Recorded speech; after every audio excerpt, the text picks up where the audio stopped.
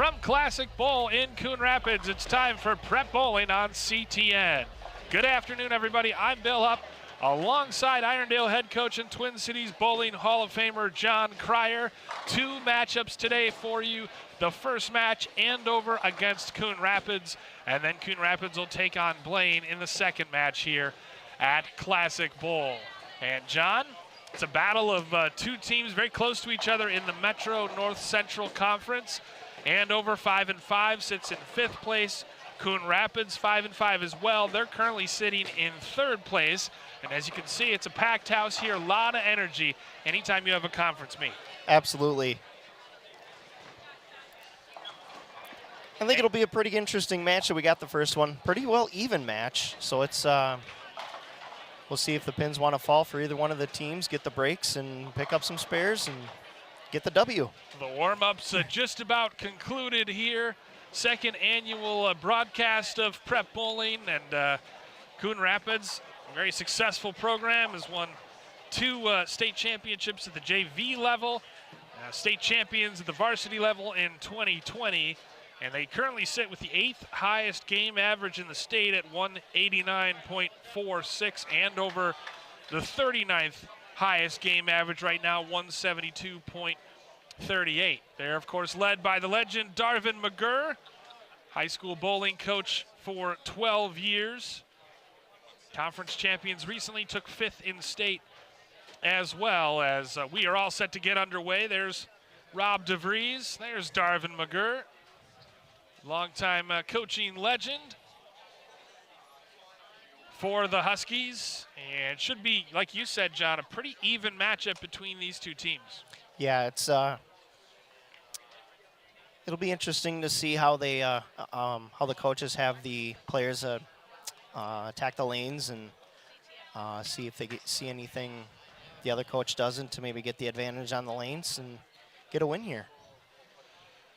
So just about ready to go here as Alex Darlene, the senior, gets ready to roll for Andover. His high game score this year is 280. High series is 634. And he leaves 1 pin left to pick up his spare. Beautiful strike rolled initially by Mark Vagley, or excuse me, Matt Vagley. Matt Vagley, a junior, high game of 269, a high series of 698. Here's Darlene, and able to pick up his spare, so that went in and out of the gutter, and that counts, I assume. Unfortunately, it does not. It does not that count. will be a missed spare. Okay. When the ball hits the gutter and bounces out, basically once the ball hits the gutter, it is deemed a dead ball. So unfortunately, that spare will be not awarded. So there's no getting out of the gutter in varsity bowling. Here's the sophomore, Nikolai Hirsamaki. High score of 276 on a high series of 706. Young man who is homeschooled, and he's got 3 pins left to clean up. Meanwhile, Kennedy Celine, the freshman, getting ready to roll. And she picks up the strike. He do not, as Hirsamaki unable to collect his spare. They do not wait too long. They get him and go. And that's how these games fly along. It's always a good thing for the players to be alert when they're up and ready. That way they're, watching their teammates and seeing what the lanes in the playing field are often, so that way they can get ready to get up there and execute their shot. Senior Matt Fable, high game score of 279 and a high series of 693. As he's got a little split to deal with.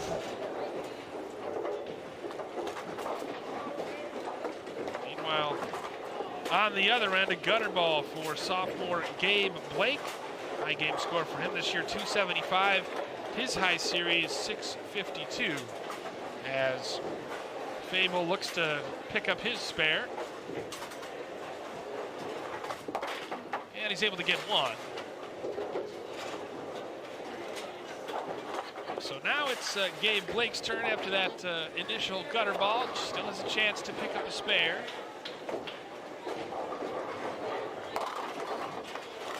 unable to do so, but he does knock a few down. 37-35. Coon Rapids leads Andover. Again, they'll face the top team in the conference, Blaine, in their second match of the day. 5 games in a series, of course. Yep, that is correct. And then the win-loss record for each team is when they win the match. Of course, it just counts for, if they win the best of 5, that just counts for 1 for their records. Jaden Cox going there, and then a strike picked up on the other end by one of the best bowlers on the team, maybe Cole Grandmo, the senior. High game score of 287 this year and a high series of 682 as Cox, one of the co-captains of this Cardinals team, along with senior Gavin DeVries.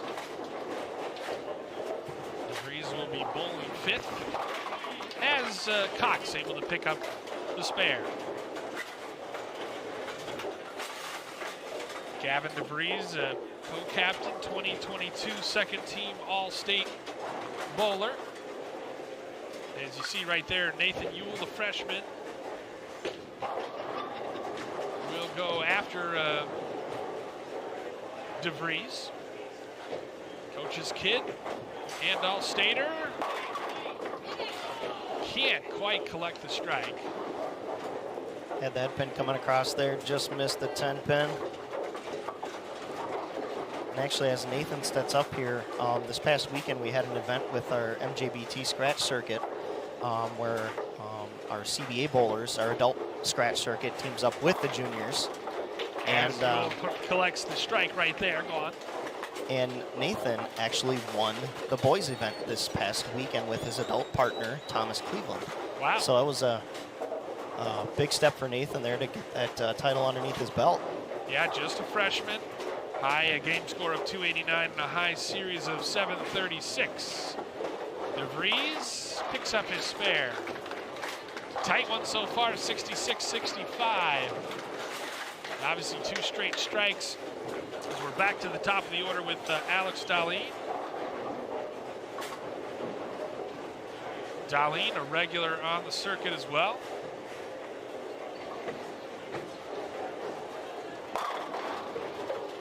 Three straight strikes now for Andover. Yeah, they're definitely applying the pressure to Coon Rapids. Let's see how they respond. As Bagley leaves the 10 pin. He'll have to pick that up for his spare. You see on the scoreboard, Andover 4 strikes in this game to just Coon Rapids 1. So it's a 95-84 lead. Coon Rapids with some work to do as Bagley picks up his spare. Great spare there. Kennedy Celine was one of those with a strike in her first bowling effort. Some work to do for her spare.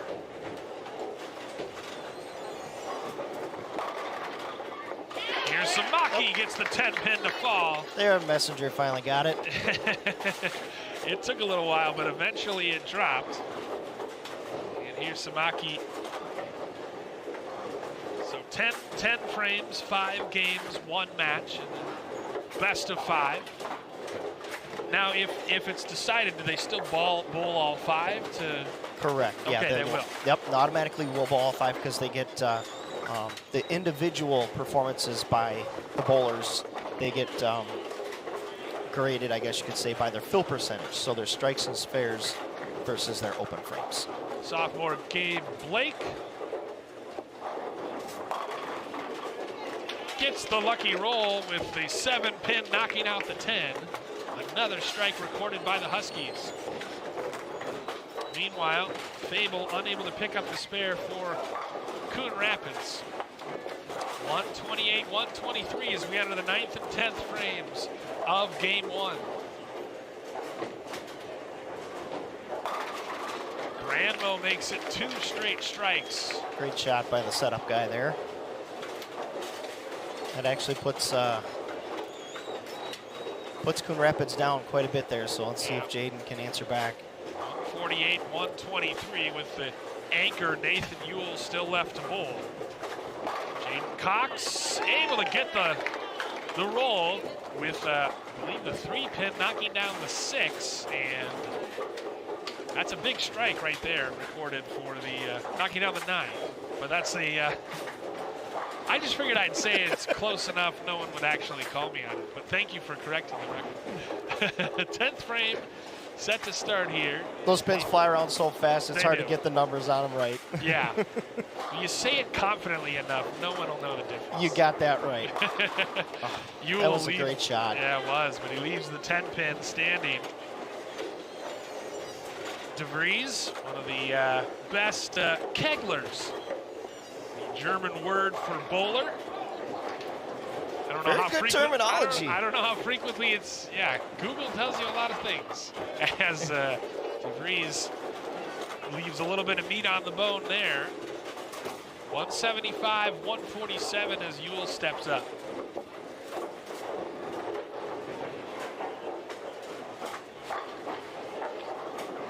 Pick up his spare. And he will. No problem there. Spun it left to right. That's a spare there, and mathematically that's going to be a win for Andover for game 1. Yep. Game 1 in the books for Andover. It's just a matter of what the score is as DeVries tries to pick up his spare. And he's able to do so.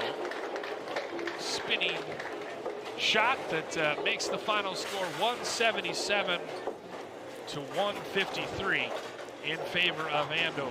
Yep, the Leech have one more shot left here in the 10th frame since they got over. It's been a while since I've bowled. I forgot that. In the 10th frame, if you get a strike or a spare, you get a bonus shot. And in the 10th frame, of course, if you get 2 strikes, you get a shot at a 3rd. Or a turkey. As, that is correct. Nathan Ewell knocks down that strike, so pretty impressive from him. He goes spare strike. And DeVries has the dreaded, I believe, 7-10 split or 4-10 split. That is the 210. 210. 210. I'm just going to say it and let you correct me. Okay.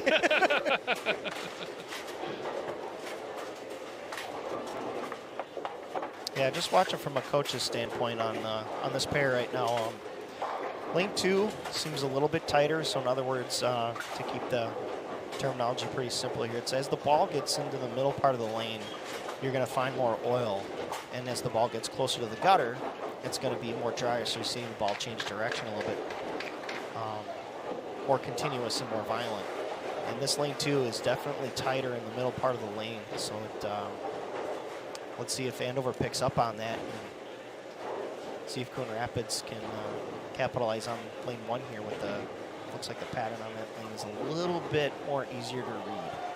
Cardinals fall in game 1 to Andover 187 to 161 as Fable leads things off here in the second game and leaves a couple pins. Game 2.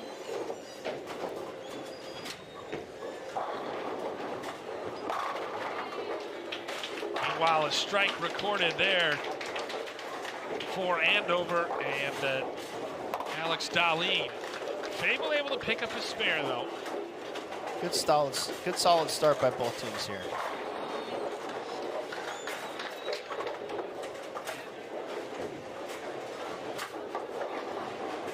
The difference so far, John, it seems like, is that Andover has been able to pick up strikes and Coon Rapids has had more spares. Correct, yep. And the strikes that Andover's put the strings together brings that score up a lot faster. Yeah, it sure does. So a little baby split now for Hirsamaki. This one's going to be a little bit more tougher to pick up. What he's got left up there is the 3, 4, 6, 7 split. Nice job by Kennedy Celine to pick up the spare. Samaki able to get 2. Good attempt there. It's the nice, kind of the fun thing about bowling is that, you know, you want to strike, obviously, but you still have a chance, or always have a chance for redemption if you don't get that. Yes, absolutely. And the other cool part, of course, is, you know, you could have a bad frame, but you got 4 other teammates that can back you up and help pick you up, get you right back in the match, or even taking a lead.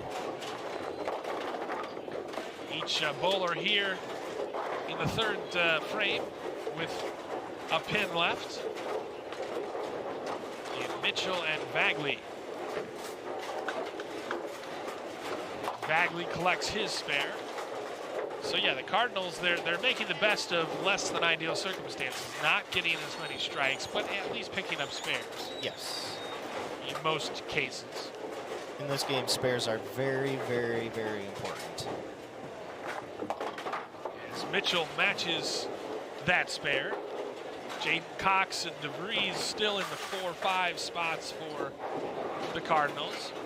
Cox, an impact bowler last year for Coon Rapids.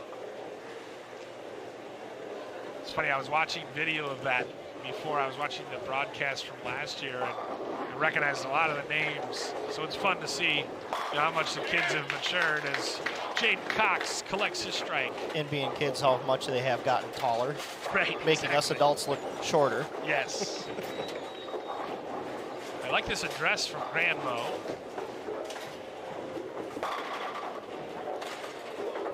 And that's a very comfortable spare, I would say, to pick up, right? Rather than the split to, 7-10 or what have you. To have the 3 in a row, I would imagine. That is correct. Yep. Usually when they're closer together, the percentages are definitely a lot higher to pick up.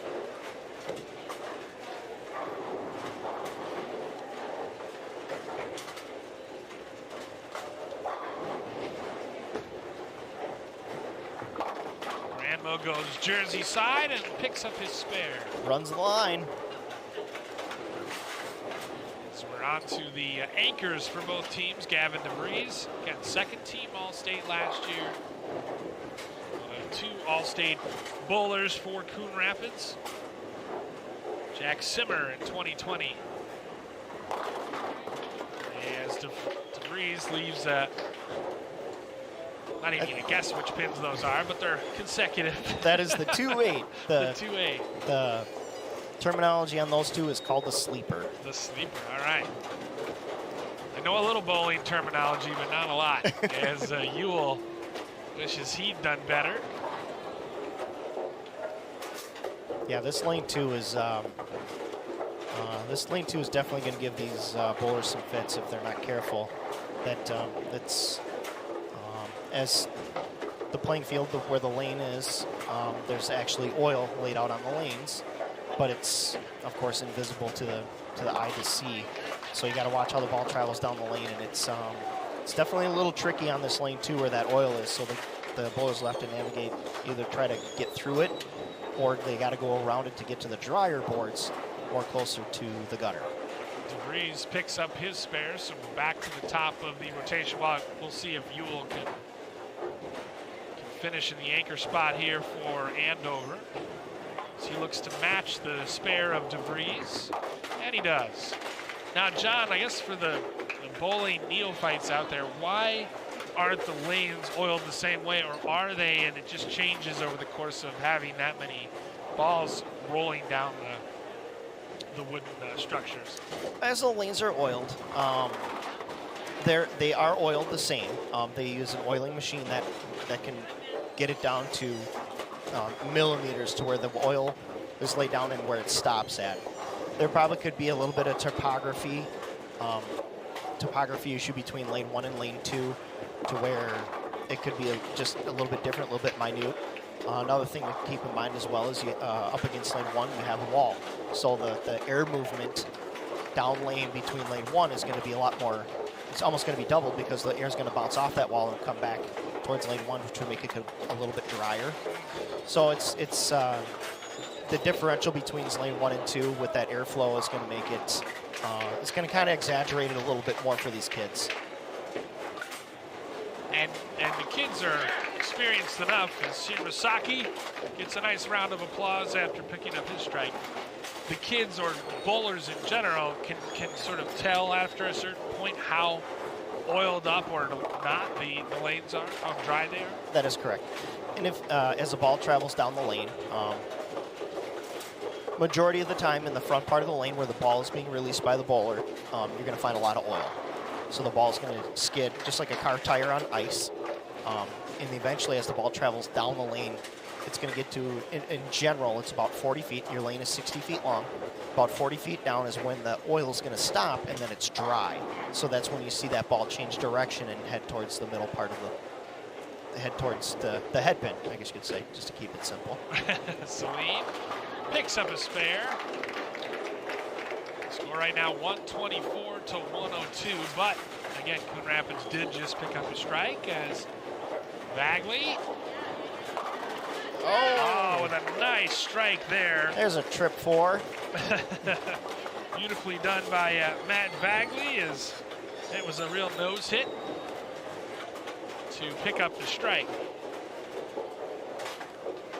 Sean Mitchell, the senior, his high game score this year, 299, which I would think as a bowler has to be maddening that you were one pin away from 300. But yeah, no doubt a 300 game is in his future. I would guess so, yes. It's you get to that last shot, we're going for perfection, and the nerves are definitely going. Oh, I'm sure. It's so funny, too, watching these kids, because none of them celebrate a strike like, or very, very, very rarely do they celebrate a strike like the average bowler would do, certainly like I would do. As Mitchell picks up his spare. But it's still a great rewarding feeling to knock them down in one shot. Oh, yeah. You don't have to tell me. At least a fist pump from me. But my strikes are few and far between, so maybe it's just more par for the course. Jaden Cox, someone who can pile up strikes, 2 straight for Coon Rapids. Cox trying to make it a turkey. And he can't. Still some work to do for his spare. Granmo responds with a strike of his own. That was a good shot there. They needed that, as well as Andover's trailing. Was trailing anyway as we head to the 10th frame. 161 to 140. Big shot here for Jaden Cox. Cardinals do not want to go down 2 games to none. Yeah, this is a big conversion. In the sport of bowling, this is probably the hardest spare to convert. The rare spare, and he's unable to pick it up as the spin of the ball, it seemed like just took it away from the pins there. Correct, yep, because you want to get the ball as close as you can to the gutter because you need that angle for the ball to drive through and still carry the 9-pin, that's the pin in the back, to make the ball get that pin. That's what makes it so difficult for that spare.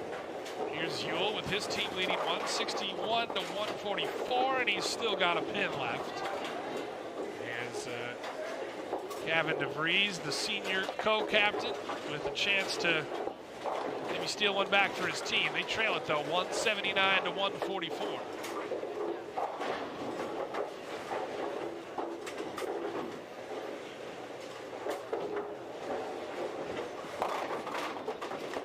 Again, that's the second time that Gavin DeVries has had that.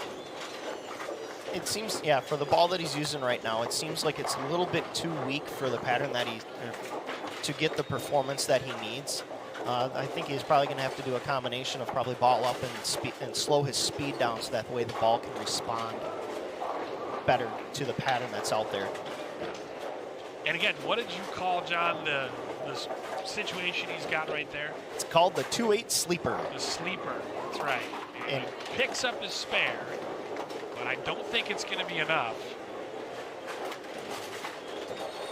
As it looks like this one's going to end, John, I believe 179 to 154. Yep, and if reading that correct? Correct, and if Gavin strikes here, their final score will be 164. Okay. So Andover has won. It's just a matter of what the final score will be. Correct. The Huskies then just need to get one of the last 3 games to take this match. DeVries leaves the 10-pin. And so the final score, 179 to 163. Andover takes game 2. So the switch in lanes did not help Coon Rapids. But we see, John, all the kids using a towel to sort of shine up that bowling ball, or some of the kids anyway. What, as we see here in the background, Darlene doing that, what does that do to the bowling ball? Why are the kids doing that? As the ball is released and travels down the lane, of course, that's where the oil is. So what happens is it leaves a ring on the ball. It's called a track flare. So a lot of the oil is still on the ball, and what they use the towel for is to wipe that oil off the ball, so that way they can give the track of the ball more cleaner surface, so that way it can grab to the lane and change direction and get more strikes. Well, Alex Darlene, that's exactly what he got. Third straight time that he has started a game with a strike. And meanwhile, Matt Fable trying to answer, leaves the 2-pin. So he's got to pick up his spare, but that's, again, an instance where they get out to a big lead as Fable unable to pick up the spare. And so Coon Rapids, like the previous 2 games, falling behind early. Yes, and but momentum, I don't know. Momentum seems like it would be a thing in terms of picking up strikes. Do you notice that, or have you experienced that, John? That is a huge thing, and especially what they call this is the Baker format of bowling, because momentum is so big. You know, you get your here. You know, example. This is kind of a momentum change right here, unfortunately. Nico Hiramasaki. Yeah, Nico gets a break by going Brooklyn to get the strike, and you know, and your opponent's got a split up there, so that's a momentum change here. Baby split right now here for Mitchell, and he doesn't get anything else. So. Yep, and now your momentum again. Here is, I mean, you could have a huge swing right here if Matt can put a strike up on the board. You definitely got to give Coon Rapids here some credit to get going. Bagley does pick up a strike. Halfway to a ham bone. That's true. As Gabe Blake rolls the rock for Andover. And he leaves the 9-pin. 6-pin standing. It's just going to be a bit now where I intentionally give things somewhat wrong.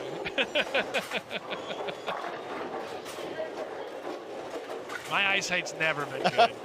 So that's part of it. But he does pick up the spare, so a nice job.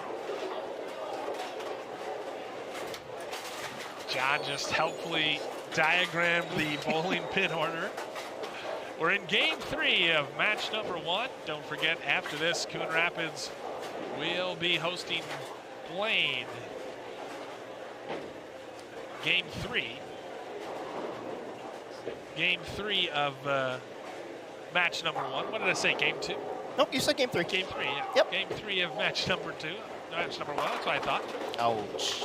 That was a great and he shot. left the 7-pin standing. So Granmo's been really good today. He's picked up several strikes. That was a great shot, just a bad reward there. Yeah. There is, it feels like an element of luck. There is. Yeah, I mean, you're throwing a round object and you're trying to knock down 10 round pins. So, yeah, some weird things can happen. Of course, as is customary, each team wearing the normal jerseys. Very colorful with the slacks. And/or optional skort. Yep, the girls are allowed to wear skirts. As Granmo looks to pick up his spare. And he's able to do so. Feels like the bowling balls are also more vibrant and colorful than ever before. Yes, there are. There's so many bowling balls out there to choose from. You know, all the companies that come out with their great equipment. But yeah, there's a lot of different flashes to different colors to see him go down lane. As we saw Jaden's go down the lane. Actually, here's his the outer surface of his ball is actually clear. It's actually see-through. That's pretty cool.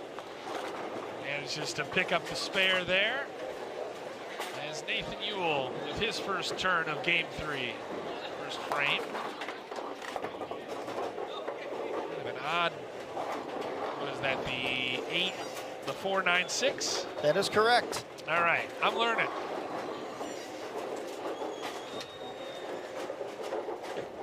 Big opportunity here, though. And a strike. Great shot here by Gavin. For Gavin DeVries. That's a big strike indeed. 3 of the 5 bowlers for Coon Rapids in game 3 with strikes in their first turn through the rotation. Rotation? I don't even know if that's a thing. We bowl a lot of these tournaments as adults, and some of the terms that we've used is the front half of the game and the back half of the game. So you will try to pick up a difficult spare, and he leaves a pin short, so. Heck of a try there. That's pretty difficult. That's a good effort right there. Tough split. Coon Rapids leads at 87-69 to the front half of game number 3.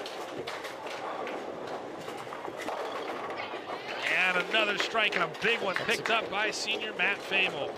That's a good shot. Definitely made an adjustment from his first frame.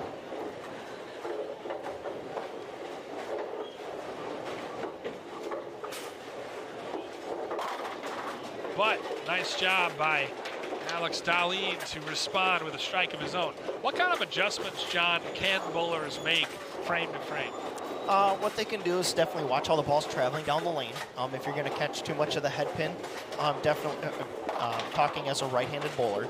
So if they catch too much of the head pin here, what they can do is move their feet to the left, so that way they can keep the ball in the oil longer to make it skid down the lane. So that way it's not hitting the head pin so heavily. Mitchell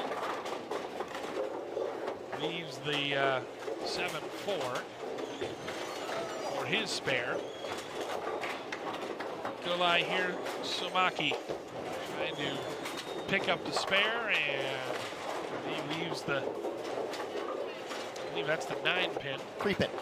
The 3 pin. 3 pin. The depth perception is so difficult. It definitely is, especially when you got these sleepers like we had that 2-8, we got a 3-9. Even one of the other more unusual sleepers is the 1-5. And a good spare picked up by Mitchell. Sean Mitchell, the senior. One of 3 seniors in the rotation for Andover in this match.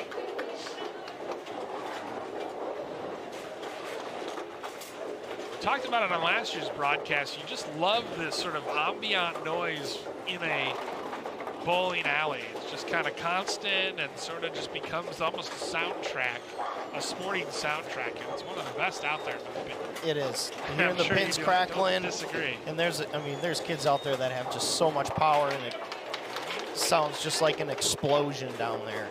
For sure, as Bagley picks up his spare. And that's something he's done. He had 1 strike today, but he's also done a nice job of just picking up the spare when it's not there as a strike. Yep, he's for his position that that was a great pickup there. That was awesome. Incredible 4-10 split.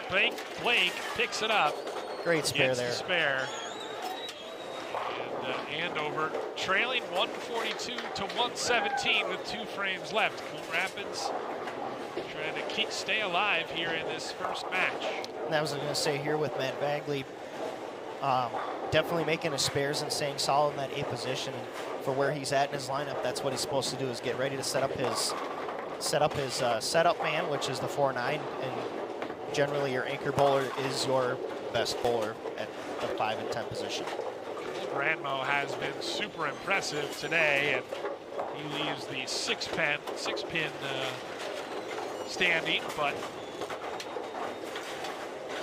Jake Cox with a difficult 5-8-10 spare to try to pick up right here. Unable to do so. It says something about how good these bowlers are as high school kids, that they're disappointed, and generally you don't see them leave much more than 1 pin standing. Yeah, it's they're pretty well consistent. And the coaches definitely, by seeing that, are definitely putting in their time with their kids and making them perform better, and definitely learning more about the sport as well. 158, 136 as the 10th frame begins, and Gavin DeVries collects a strike. So coming up big in the anchor spot, 168 to 136 now. Coon Rapids in game number 3. That was actually quite a big shot here by Gavin, because that pretty much really close seals the deal for this game for the Cardinals. Because if Nathan can strike out here, he's going to shoot 176. So that means Gavin here is going to need 9 and 2 balls to shut out Andover. And actually, with Nathan not striking, the Coon Rapids is going to take the win on this game. So the Cardinals get one back and stay alive here in this match. Gavin DeVries hoping to pad the score. Always want to end on 3 strikes if you can, and he's got 2. That'd be great. Again, keep that momentum going for your team. You're down 2-1, and you know you got to press a little bit and really force the other team's hand. Ewell looking to pick up the spare here to end game 3. Unable to do so. That was a tricky one. I believe it was the 5-8-9-9. So his game is 2-4-8. That was a 2-4-8. Yep. 152 will be the final score for Andover. DeVries can't make it 3 straight. No turkey for him, but Coon Rapids does take game 3 by the final score of 185 to 152. I kind of looked too like on that 12 shot for Gavin. He was he kind of placed his feet a little bit differently. He made a small move on the lane just to kind of see if the lane's offering something different for a reaction, or if not, definitely probably trying to test it for his teammates so he can give him some information and tell him, you know, hey, can't play here. Let's go to a different area on the lanes. And big credit to senior Matt Fable, because he really started things off with that key early strike. And just in general, it seemed like Coon Rapids racked up more strikes in that game. They did, yes. That led them to the pretty comfortable 33-pin win. As Fable begins things here in game number 4 and leaves a tough one right there. That was a great shot, and then leaving a solid 9-pin like that is a real bummer. That's a great shot. Meanwhile, here the 5-pin left by Darlene. Started all 4 games so far for Andover. Andover will face Spring Lake Park in match number 2. And as we said, Coon Rapids will face off against Blaine, who are the top dogs in the conference this year. Spare picked up by Fable, which again, you know, and especially the bottom part of the rotation, that's all you can ask of those bowlers. Right. Make good quality shots, and you're leaving stuff that's very makeable to get the spares. Keep the momentum going for your teammates. Darlene picks up the spare there. Samaki. Oh, wait a minute. Almost had it. One went down. Had a late faller of the 6-pin. Almost fell into the 3. 3-pin remains standing as Kennedy Celine back in the rotation for this one, and she starts it off with and pulls the gritty out. Quality shot there. Quality celebration to celebrate the strike. Spare picked up here in frame number 2 as Gabe Blake, the sophomore, gets it rolling. And a strike, 2 straight strikes now for Andover. Good job by Matt Bagley, though, to answer. Bagley, 269 score. Looks like we're going to have ourselves a dogfight here. Yeah. Everybody's dialed in and ready to go. Yeah, starting to see the strikes and spares rolling. Bagley, a member of both JV state championship teams, had to feel pretty good, and he's earned his way into the varsity rotation. So now fixing the scoreboard here. Yep, Bagley had thrown and got a strike, and just the score monitor didn't register it, so they just got to input the strike here. So 3 straight strikes rolled, and a guy stepping up who's certainly capable of a strike of his own in Cole Granmo. Yeah, he's been solid all day long.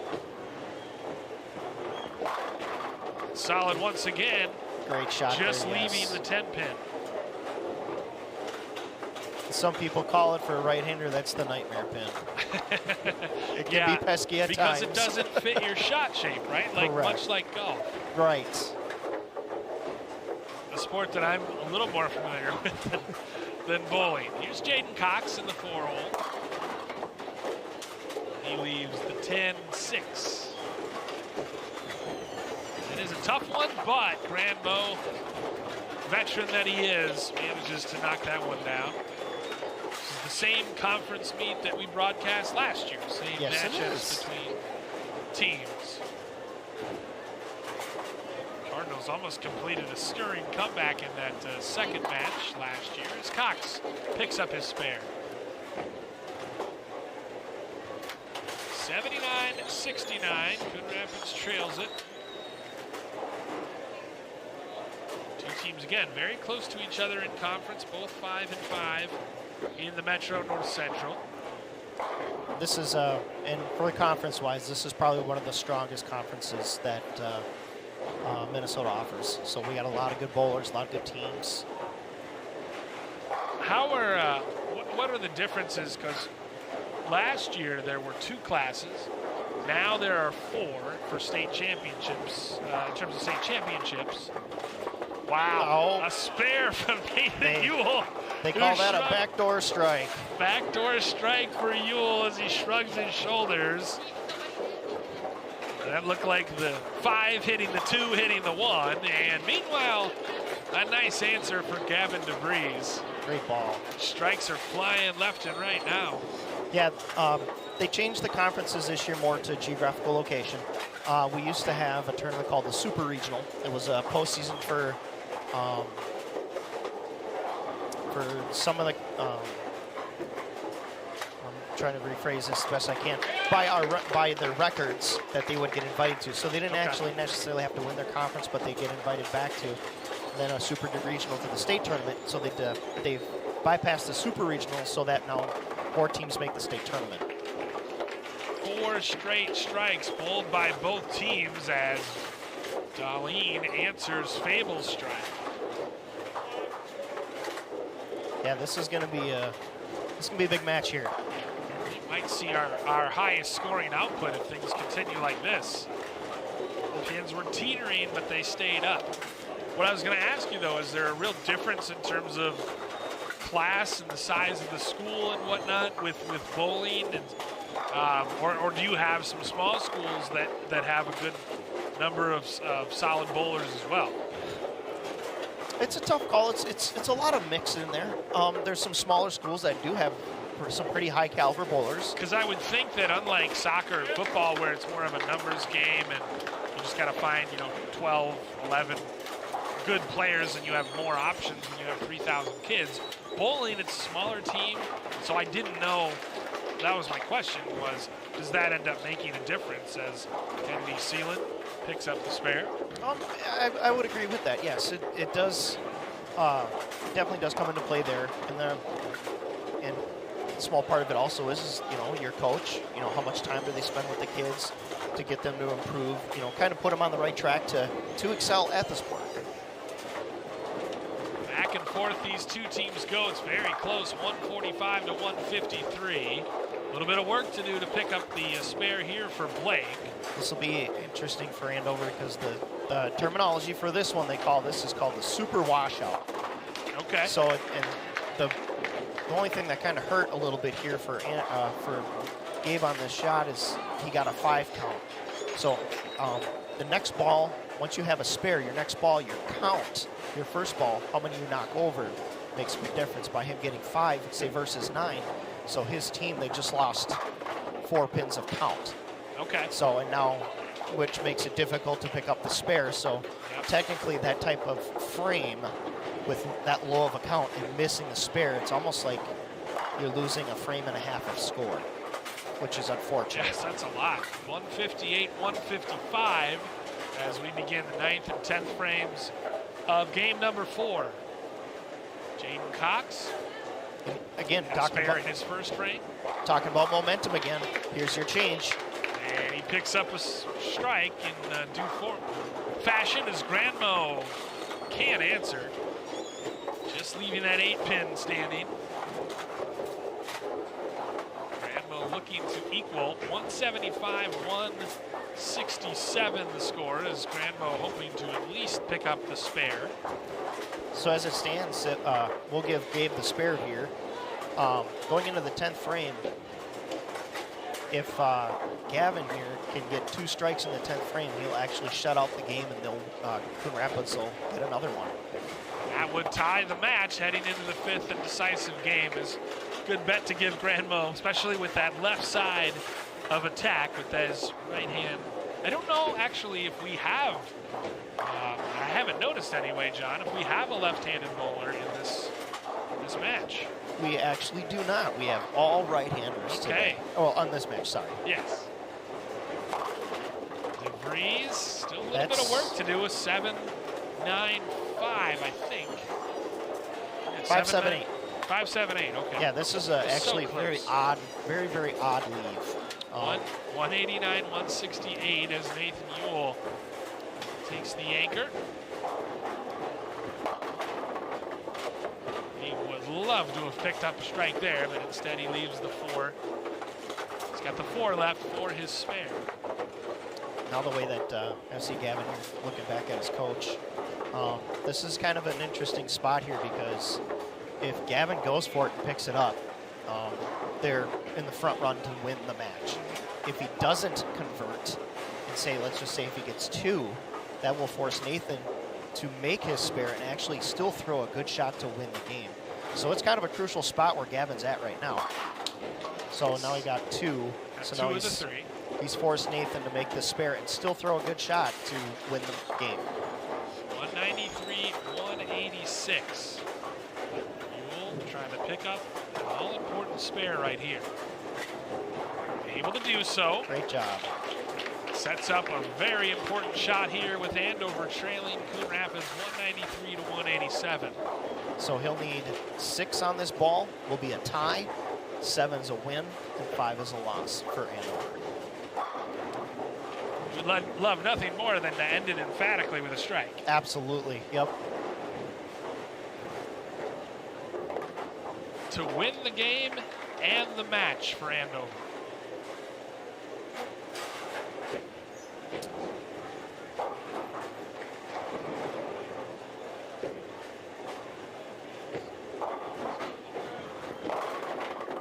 Big shot by Ewell. That's going to be enough. 196, 193, the final score. Andover takes game 4, and Coon Rapids falls to Andover 3 games to 1. Now they'll still bowl this 5th and final game, although the match has been decided in favor of Andover. Coon Rapids will fall to 5-6 on the season. A nice roll there in that 3rd decisive 10th frame for you. Yes, he definitely came up solid for his team. Being in the anchor spot, he did exactly what he was supposed to do. Throw a quality shot, get the spare if not a strike, and throw another quality shot. Andover takes games 1, 2, and 4 in very dramatic fashion, specifically in game 4. And bowl game 5 just to see how it ends. But the Huskies down the Cardinals so far as we start game 5. And this is still going to be an important game for Coon Rapids. Yes, you may have lost the match, but the thing is you still have 1 more match to go. So you still want to try to build up your momentum, keep your spirits as high, get your spirits as high as you can going into your next match, so that way you're focused and you're ready to go. And you're still trying to pad that team score as well. And for the 3rd straight game, Matt Fable starts it off with a strike. He's on fire. He's doing very well. And he is really setting the tone nicely at the top of the lineup for Coon Rapids. Dali, not able to pick up the spare, but not a bad effort. Again, that's a perfect example of what I was talking about, John, before, where it's amazing. These kids are such good bowlers that when they leave, they basically only ever leave 1 pin, it seems like. Yes. Yep, it's the modern game nowadays, and well, I guess more of a cardinal rule of this game is spares are just so important in the game. Accuracy is so important, and as you can see, a lot of the deliveries by some of these kids now are with 2 hands, where, you know, back in the day of your 90s, 80s, 2-handed was pretty much unheard of until probably about the late 90s. And actually, there was a couple of pros that went well, no thumb. We went thumbless, I guess you could say. But now that the game is picked up and it's revolutionized about all these kids by throwing two hands or again, thumbless, it's quite remarkable. And it's definitely brought more attention and brought more competitors to the sport. Which is never a bad thing, as a strike collected there by Matt Vagley. Vagley. You look at the conference standings, and Coon Rapids has 3 bowlers right now in all conference positions, and DeVries and Hirosaki and Fable just outside of the all conference spots. Jaden Cox also in there as well in terms of the average. What does it mean when it says opens? So what they're rated on is their strikes and spares versus their opens. So their total frames, and then take out. So we'll take Jeremy here. He's in the lead for the MOP award right now. Jeremy so Christensen from Blaine. Right. So he's had a total of 100 frames bowled this season. And out of those 100 frames, he's had 56 strikes and 35 spares. Yep. And only 9 opens out of 100 frames. So 9 opens, meaning when he didn't get a strike or a spare? Correct. Okay. Yep. If he anything left on the deck after 2 shots. I see. Okay. Well, Coon Rapids has collected. They've gone strike, spare, strike here to start Game 5. And again, not for nothing. It's total score and momentum, all those things. There's a reason. Despite the match having been decided, you still want to see what happens. Yes. Yeah, I believe that's the 8-5-3 that remains standing for Cox. So a little bit of work to do for his spare. 1-2-4. The 1-2-4. 1-2-4. I was just off a row. It's that depth perception. Yeah. Again. I'm old, John. And I can't see like I used to. Carl Granville picks up another strike. In terms of the all-conference positions, the only one coming into the conference battle today that was in the top all-conference positions really were Nathan Ewell, Gabe Blake, and 16. As Jaden Cox picks up his spare, still shaking his head. It seems like the best bowlers and most of the bowlers here, they have very high expectations for themselves. They do. He just wasn't happy on that first ball delivery. He got a little bit too far to the right, and it just quite didn't make the corner. In other words, come around change direction to get to the head pin. Kind of like Nathan's here. Unfortunately, he got it in and kept it in that oil. And you keep that ball in the oil too long, and again, it's just like a car tire on ice. It does not want to pick up. It's a great analogy by you, John. It totally can visualize it from there as DeVries leaves the 8-pin. But Ewell, just a freshman, and he's a big kid. So, yeah, lots of room for him to grow, and coming off that big win over the weekend. Yeah, he's going to have a really bright career ahead of him. He's, I actually worked with his grandfather, so I have seen him come up a little bit and heard some stories about him, but he's very well dedicated to this sport and really, really enjoys it. DeVries picks up the spare. 89-57 here in game number 5 in favor of Coon Rapids. Coon Rapids football team hosting the Blaine Bengals tonight. Have that for you here on CTN later this evening. Joe and Howie on the call, as usual, as Fable leaves the 9-pin. Rapids still with a comfortable 107-61 lead.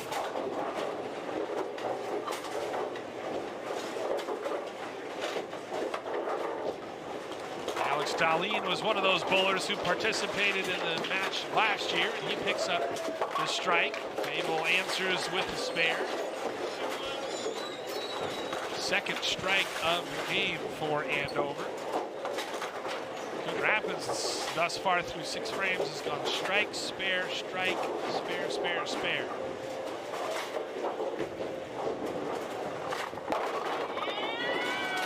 Oh, and that was nearly another strike. The 5-pin teetering.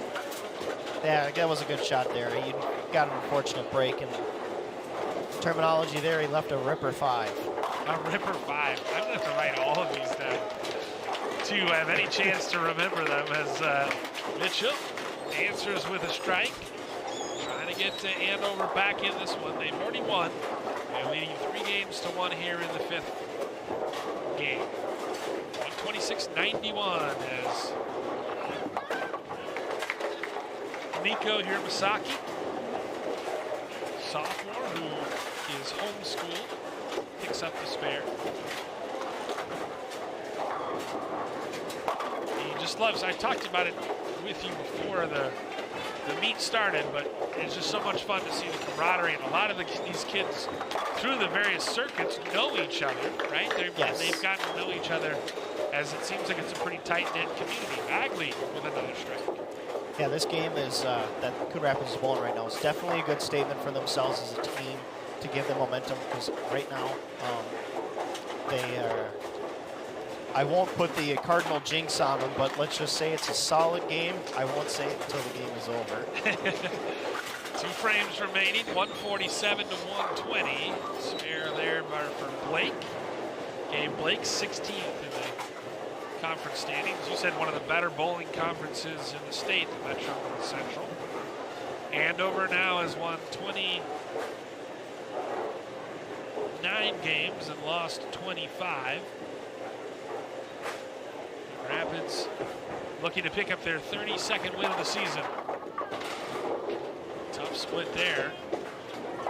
The dreaded, what, 7-9, I think? 4-9. 4-9. 4-9. Depth perception. 163 to 138. You know, it shows you on the screen here, too, digitally. There it is. Terrific Ted LaRue doing the honors. Good try there by Jaden. Only so much you can do in that instance. And I put the jinx on, so I apologize for Jaden on that one. What I was referring to was Coon Rapids actually had a clean game. They had strikes and spares going with no opens. So yeah. I guess I'll be responsible for that open, for bringing that up. John Cryer jinx. It's a thing. It's a thing. 165 to 139. Anchor leg now in game number 5. Gavin DeVries, a little red and black momentum, starts things off with a strike. That was a good shot there by Gavin. A little retribution from his last frame. Actually, with that strike, they just shut out Andover for this game. Now, Gavin is rubbing a towel on his head or something. Are you allowed to dry your hands as well? Yes, you can apply a dry towel to pretty much the ball or your hand, whatever you choose. Just can't use any type of substances. 2 very common substances is like a rosin bag, which will help you stick. Yep. Some people like just to hang in the ball a little bit longer before delivery. Or what they call is easy slide. So almost pretty much like a baby powder is what it's like. Okay. But it's very potent, so it can be very effective. 7-4 standing, left standing for DeVries as Ewell looks to pick up his spare. The sleeper, I believe. You got it. All right, I'm learning. The sleeper left for Ewell. Solid cover. You got it.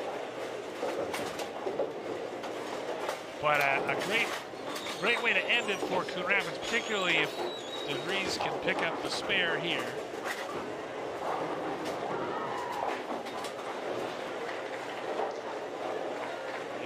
Just one open frame at that point in this game, and he does. It's a good setup for a right-handed shot, like you said. Yes, yes. So Andover, or Coon Rapids rather, going to win this one. 85. Another solid shot there by Nathan. To 166. But Andover takes the match 3-2.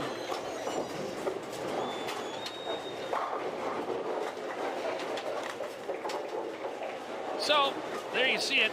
Coon Rapids falls to Andover 3-2 despite taking game 5. We'll take a quick break, and when we come back, we'll have Coon Rapids and Blaine as the Cardinals try to take down the conference leaders here on CTN.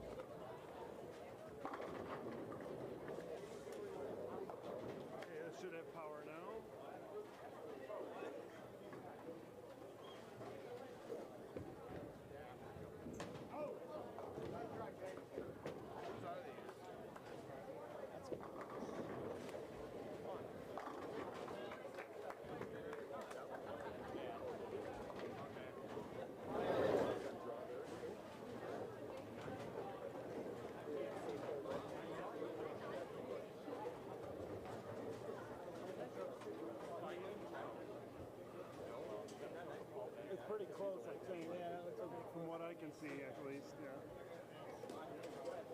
Well, my week is ruined. Because you know what this means? If I went twice, there's 4 times over there.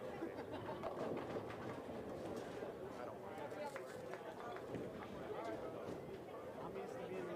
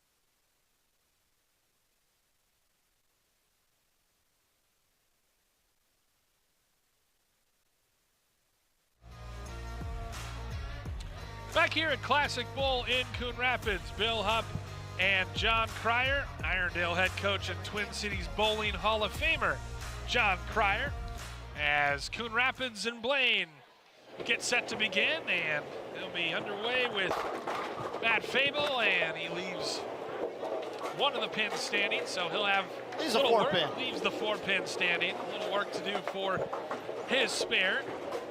Andover defeated Coon Rapids in the first match 3-2, and now it's Blaine that's set to go. As Caleb Lindstrom, number 99, takes a roll. Nope, we got Joey Lindstrom. We got 2 Lindstroms here. We got Joey leading off. Excuse me, Joey Lindstrom, Caleb Lindstrom, 99. Joey Lindstrom will be 1. Jack Place will be in the 6th frame as Lindstrom looks to pick up his spare. He's got 4, 2, 1, and 10 remaining. This Nice one's job. called the washout.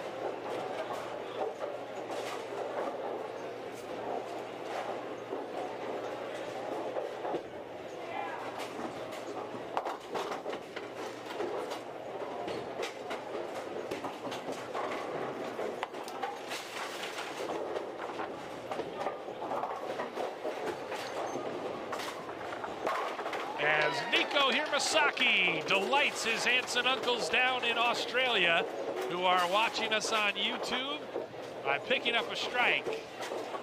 He is red hot the last couple games.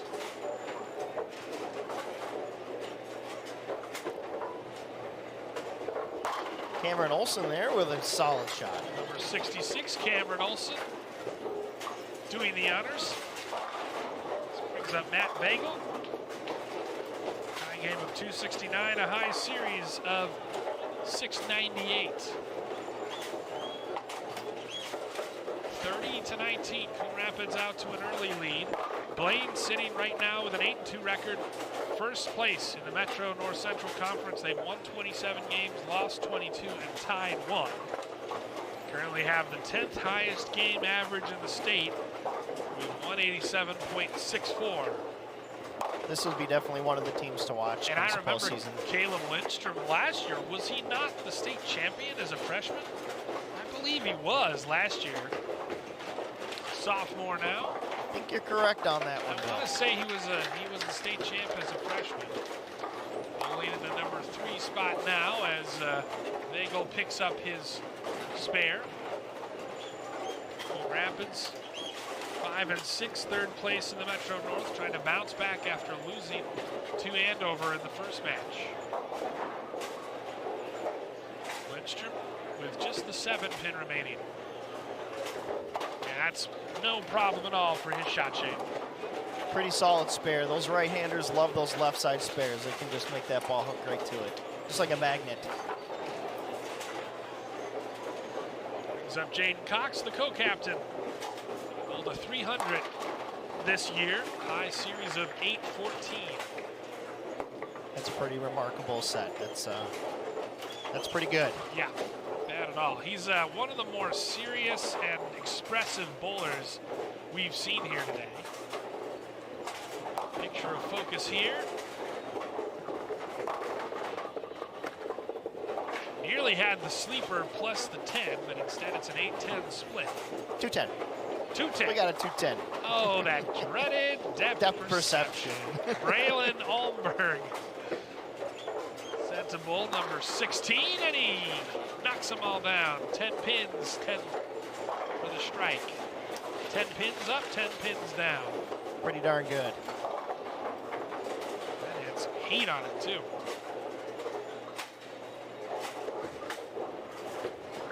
Tough split to pick up here, and Game Cox close. can't do it. Shake of the head from him as we're nearing the midway point of the first game. And obviously, Jeremy Christensen, They nicknamed him JJ. Gavin DeVries know each other. Jeremy Christensen Jr., JJ, came in 56 strikes out of 100 frames on the season. Leaves himself with the sleeper, though. Has picked up 35 spares. Right now, if the season were to end today, He'd be the MOP of the Metro North Central Conference. Gavin DeVries, the anchor for Coon Rapids as usual, able to collect the strike. Decisive from DeVries. A little break roll in the 2-8 on that shot Yep. there, and see if they take advantage of it. Christensen able to pick up the spare. But advantage Coon Rapids. 79-76 Blaine is the. Actually, if Matt can throw a strike here, they're going to take the lead. Yep. Unable to do so. Leaves the 3-10. The baby split. Yep, the baby split. Big pink ball here for Jack Pitt Place. This is a good young and up-and-coming bowler. They Yeah. have we have during the summertime over at Blainebrook in Blaine. They have mini tournaments during the week on Wednesday nights, and I actually had the liberty of bowling with that young man one night. And he's one kid that really enjoys the sport, and he wants to learn a lot. And he's come a long way, Hey. and hopefully he sticks with it. Very youthful looking Cameron Olson. Now, how common is it, John, for teams to roll 6 in a rotation? It can be common. Okay. It's kind of a good thing, because if you got a player that's just having a little difficulty reading the lanes or getting just picking up their spares, you can always swap another player in there to get that momentum back going for your team. How about Nikolai Hirmasaki? Just collected his second strike of game number 1. He has been on fire lately. It looks like he's determined this set. He really wants to get going with his team and take over and get a win here.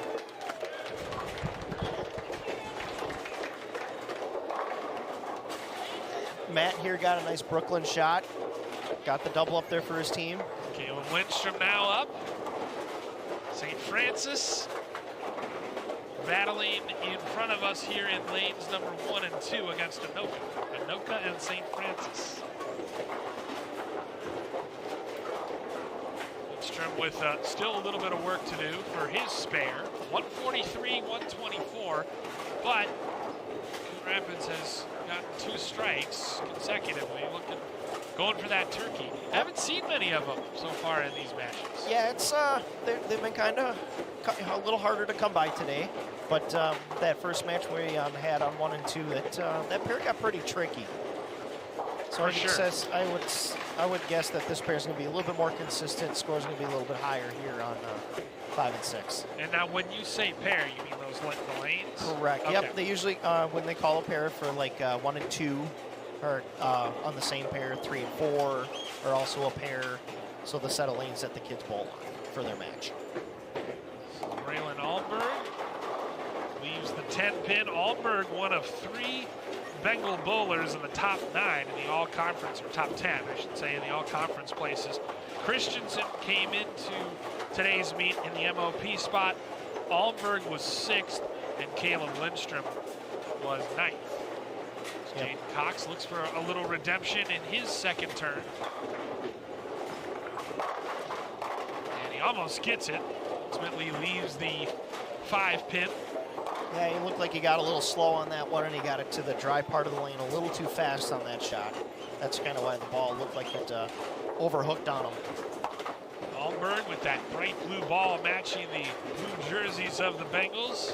Call it the Blaine spare ball, I guess. 166, 157. Cox with a nice spinner. You love just how it kind of dances along the gutter, doesn't fall in, and has enough English to come back. And Almost looks like masse on a cue ball. yeah, well said. Christensen and DeVries, 2 of the better anchors in the state, when you think about it. They'll bowl the 10th frame here and close out game number 1.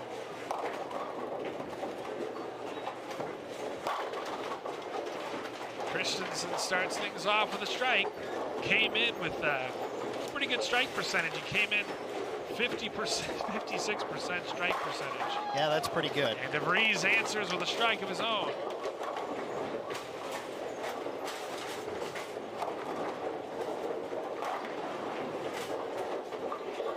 I wonder, John, if kind of the rubbing the ball down with the towel too is almost like a batter, you know, kind of with a routine as well. Yes. Sort of preparing for that next frame. Yep, that pre-shot routine, definitely.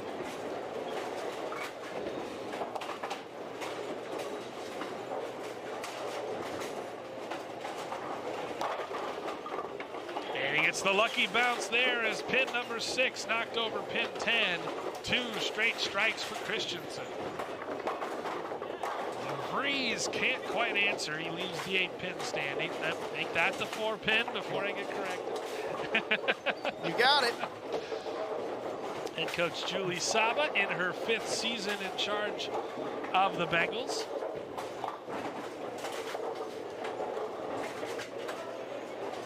.196, 182 is Christensen. It's his 3rd roll.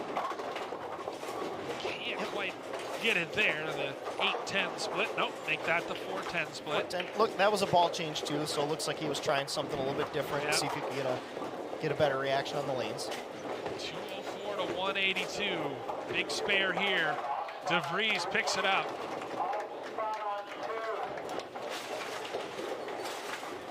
So he'll have one more, or will that be it? That will be it. Yep. Okay. Gavin one strike spare here in the 10th. So Christensen basically carries his team to a come from behind victory in game number 1. Blaine will switch lanes and move over to lane 5 as the Bengals pick up their 28th win of the season, game 1. Caleb Lindstrom will lead things off, 204 to 183. You see the final score there. Or that's not Caleb Lindstrom. I made that mistake last time. Joey Lindstrom, his brother. Caleb is taller and less blonde. Do you see that a lot, John, with families and brothers and siblings that bowl together because it's a family affair? Usually. Yeah, it's it seems to be a lot more common nowadays to have them siblings, brothers, or even cousins bowling together on the same team, or or just in the same conference, depending on, of course, where they live if they're cousins. Right. He's able to pick up the spare there. Go here, Masaki. Trying to keep his hot streak going. 2 strikes in game number 1. Make it 3. Solid strike. Got a turkey in this match. Nicely done by Hirosaki.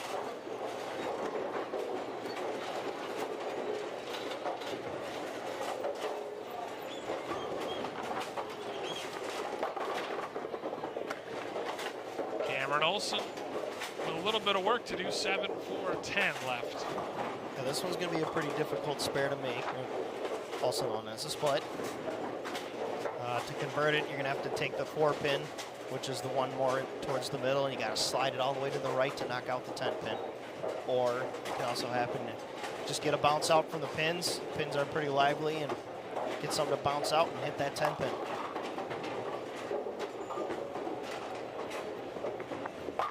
Yeah, not much you can do there. He did about as much as you can, and I would think in that instance you're trying to just get as many pins down as you can. Yeah, definitely in this in the timing of the game and in the timing of the match, the smart play is just to get the 2, get as much wood as you can.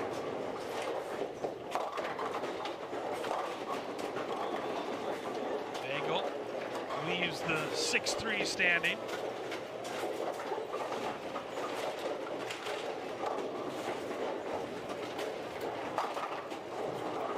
Definitely from that first match for Coon Rapids, it'll be interesting to see how they respond this game, especially going up against a tougher contender of Blaine, and see if they can definitely get some quick momentum going and try to get a W out of this game. You definitely don't want to go down 2-0 like they did in the last game, last match against Andover. That's definitely a high mountain to climb to try to get yourself back into the match. Nice spare picked up by Vagel.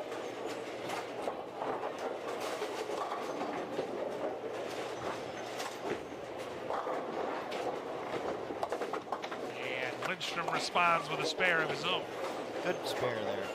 It feels like these two teams are pretty close, and we certainly saw that borne out in the first game. Yeah, they're pretty evenly matched. Looks like the experience will have to edge Blaine here a little bit.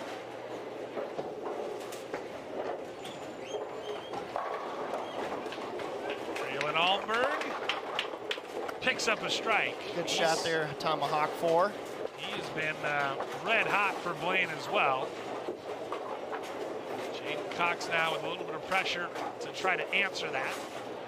Blaine leading Coon Rapids 56-39. Of course, these two schools, like we mentioned, meeting on the football field tonight, a couple miles away at Coon Rapids High School. We'll have that broadcast for you tonight as Jaden Cox answers with a strike. It's a great shot there by Jaden. Good answer back.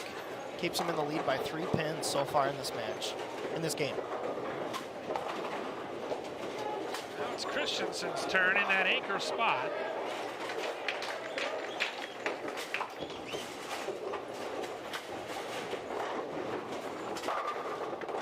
Solid shot He there. certainly does. That's why he's ranked number 1 in his conference right now. J.J. Christensen, and if you're ranked number 1 in this conference, you're a pretty darn good bowler. Yes, definitely. And even, I'm not exactly sure in the state rankings, but I'm sure he's up there in the top 10. DeVries tries to answer, can't quite.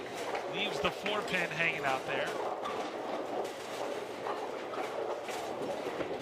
In between matches, of course, you were showing Rob DeVries, head coach of Coon Rapids, a picture of Gavin and your son when they won a tournament when they were, 11 years old? Oh my gosh, that was back in 2015. Just looking back at the picture, so that would put them around 10 or 11 for both of them. Yeah, my son would have been 11 and Gavin would have been 10. They won a city tournament doubles title together. Pretty cool. And like we said, small world. Texting the coaches of other staffs, pictures from back in the day. And speaking small world, and Gavin was half his size then. Yeah, exactly. But obviously been a tremendous bowler since he was a wee lad. Yes. As Dan Fagel. The 2, the 8, the 10 hanging out there. It's a little bit that's gonna test his skills here. It's another difficult split. Place with that all pink ball. Ooh, nearly got that. That one's teetering. 9.5. 9.5. Yeah, exactly. It's impressive though because the kids, it doesn't seem like react one way or another. They're fairly poised with their reactions no matter how the pins go. Maybe that just comes from bowling thousands of frames. It definitely is. During the regular season, you don't see too many amped up kids, raw emotional kids. There are a few out there, but definitely when you get into the postseason and every pin matters. You see the kids, the teammates cheering. You even got the parents behind them, which is a great thing. Yep. But yeah, I mean, every striker spare, you're going to tell around the bowling center in the postseason. Nice job again by Hirmasaki. Another strike racked up. He's on fire. So we say good day to his family watching this match back in Australia. Thanks for joining us on YouTube. I think they're getting ready to go to work right now from what we heard about the time. Yeah, probably finishing up their Marmite on toast or whatever they're having for breakfast, and maybe some porridge.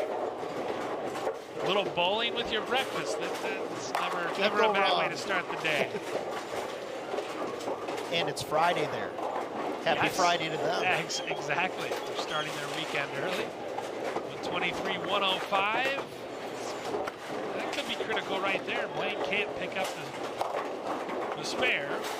So, given an opportunity for Coon Rapids here with these final couple frames. Yeah, put the pressure on. Matt Bogley can put a strike up here. They're going to take the lead. Bagley does. They're going to take the lead right now as it stands. They're in the lead by 2.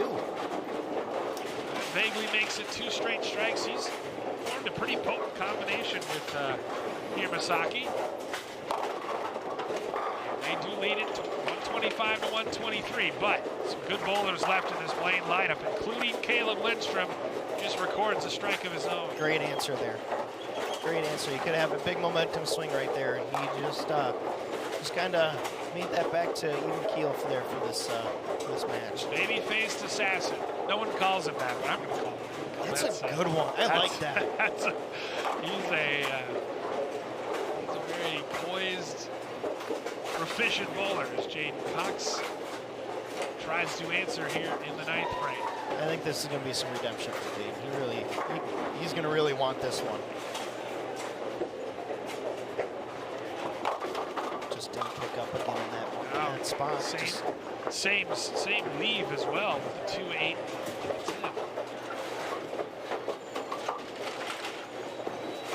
Opportunity here for Raylan Almberg. And he doesn't have the rub of the green either. Still a good shot there. At least this is more makeable. Yep.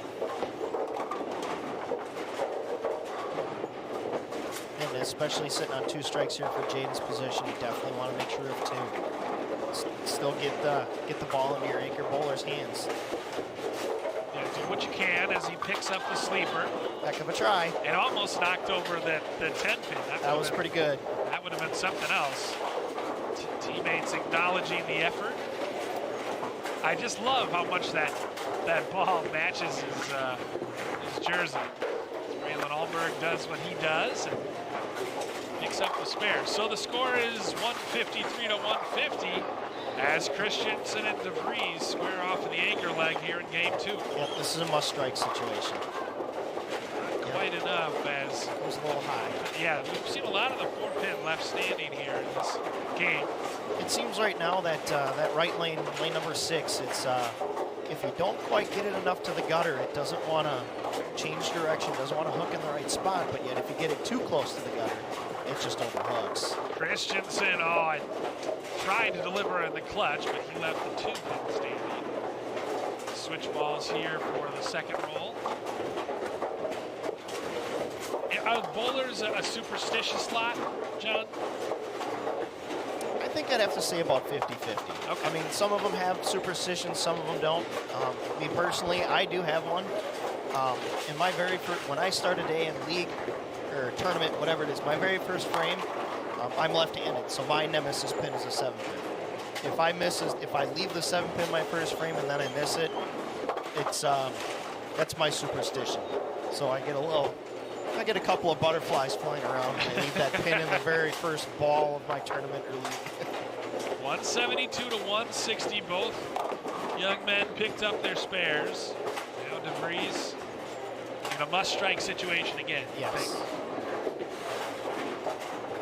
Yeah, he switched balls and there. He gets the there luck as the 10-pin knocked over by the 5-pin.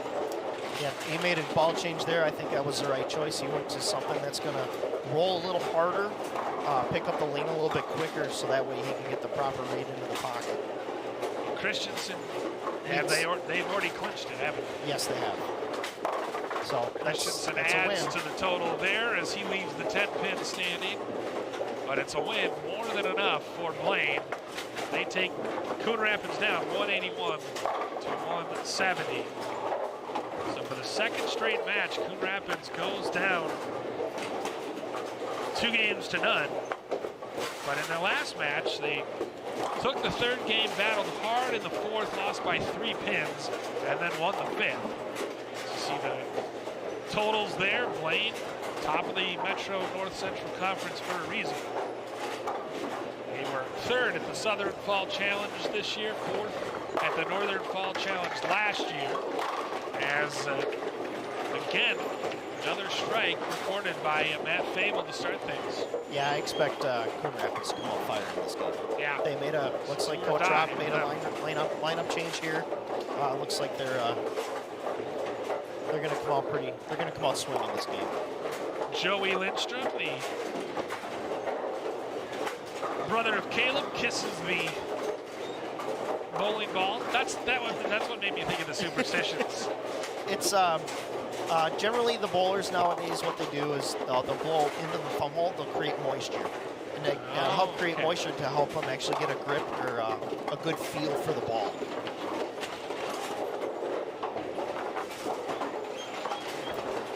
I've been told I need to get a grip as well, but it's nothing to do with bowling. Might have a little bit of delay here. Looks like there's a dead wood out on lane 6, so a pin came outside on the gutter here, and unless he's elected to shoot at it first. But it's a bowler's choice. Okay. Now, and so dead wood is, yep, as you see, the pin lane in the gutter. And it is the bowler's choice if they want to shoot it or not. What would be the advantage to not shooting it? Not shooting it, just to have an employee come out and clear it, or the mechanic come out and clear the pin. Because it's distracting. I mean, it doesn't affect how the ball rolls. No, it will not. The only thing that it could happen in any term like that is if a ball traveling down the lane for an executed shot, if it touches that pin, automatically a dead ball. Even if the ball does not go in the gutter, it's a dead ball, and that bowler gets a 0. Wow. So it's kind of a responsibility. It's all the bowler's discretion if they choose to have it removed or if they want it to stay there. Okay, well, so far Blaine doesn't seem bothered by the dead wood as Jack Place with some work to do for his spare. Opportunity here for Jaden Cox after Place left the 4, 5, and 2. Yep, here's Coach Rob's lineup change. He's moving Jaden from 4 back to 2. Yep. First time we've seen that tonight. Jaden Cox so far has bowled in the 4 spot. And last year, Coon Rapids was down 2 games to none, forced a game 5 and nearly won it against Blaine. And part of that change, if I remember correctly, was a lineup change. Yes, it was. And just as the match sits right now and how Jaden's bowling right now, I think it's a smarter decision. I mean, Nikolai is killing it right now. He's doing awesome. And you have Gavin being solid at the bottom as well. So you definitely want to put your 2 hotter bowlers down at the bottom. Get those strikes and those quality shots when you need them. Start building them up.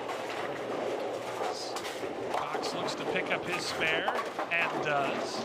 And Nikolai Hirmasaki putting on a show for his folks back in Australia. As you see, the dead wood will be taken care of. Good job by our camera crew, including Ted LaRue and Mike Peterson. That's probably the only real advantage of being an employee. And if you're a bowler, when you go to get dead wood, you can kick it. Those pesky pins, you know, when they won't fall as a bowler, now you get to walk down there and you get to kick it. That's gonna feel satisfying.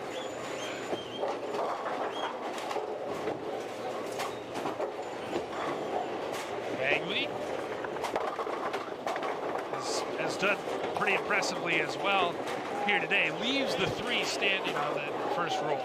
He got a pretty fortunate break there to the 6 and the 10 go out, so that way it's going to be a lot less, doesn't need as much attention to make the spare. Caleb Lindstrom.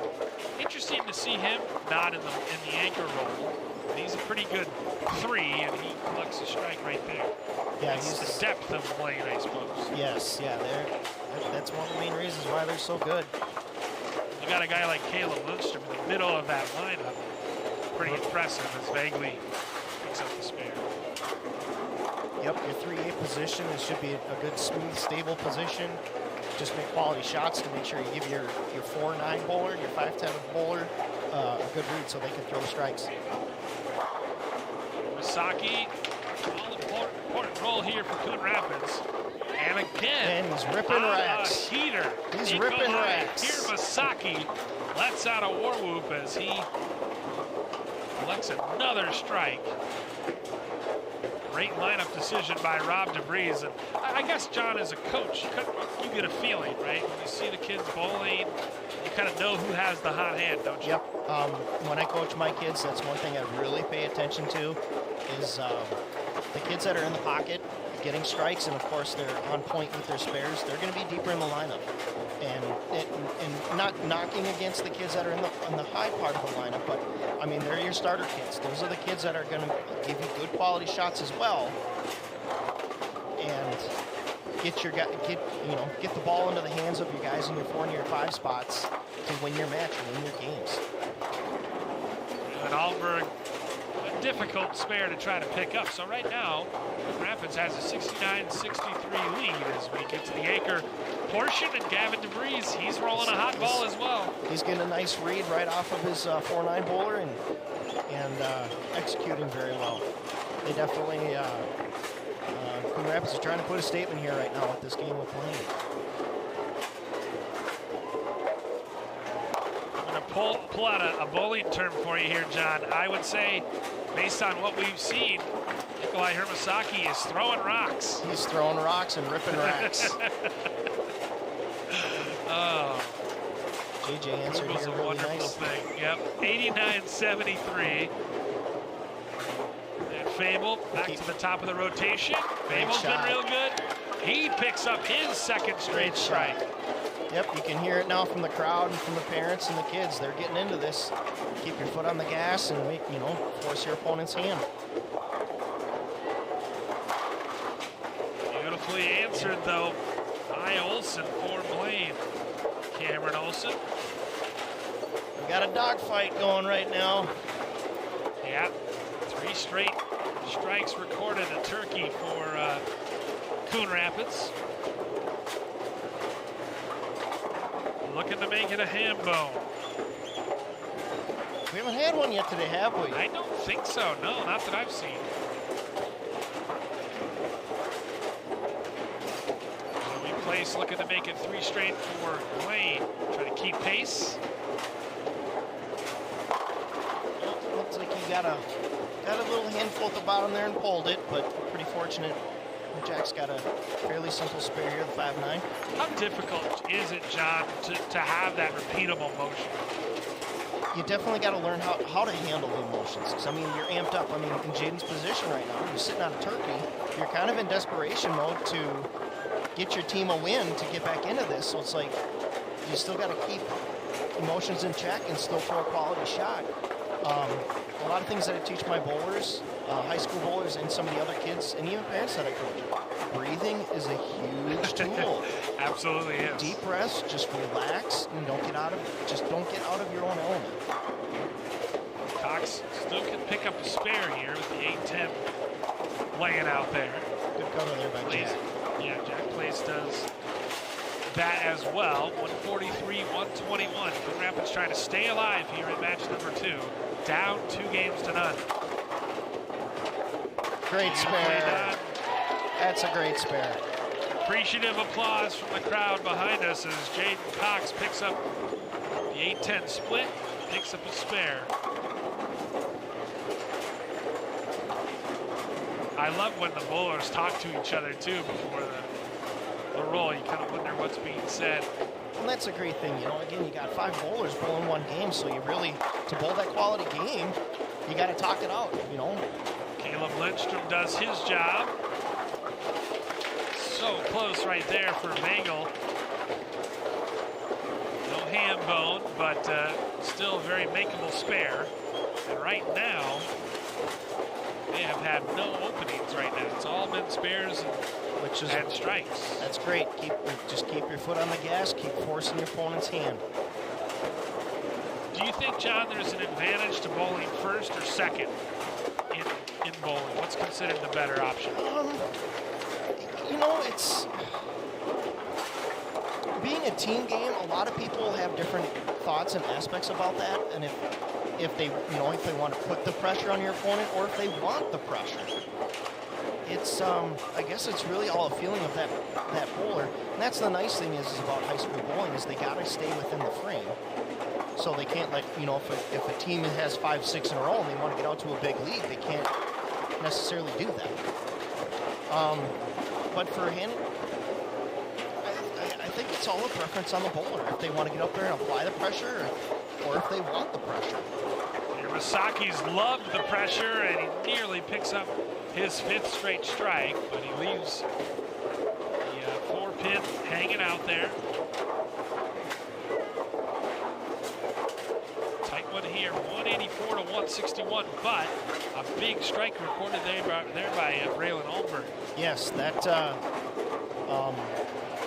definitely sets up JJ he could possibly coming away with the W on this one. Nothing against Gavin, but it's definitely going to make the match a little tighter. Well, Nico does his job, picks up the spare. Always a lot easier when there's just the one pin you got to knock down. So J.J. Christensen with a chance here, 185 to 161.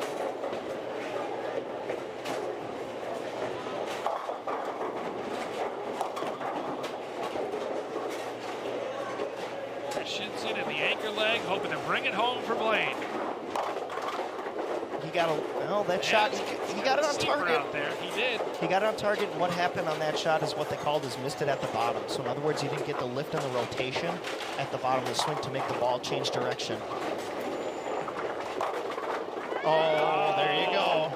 More lucky strikes than a pack of cigarettes right there for Gavin DeVries. And there's a saying on my team, you can't beat luck.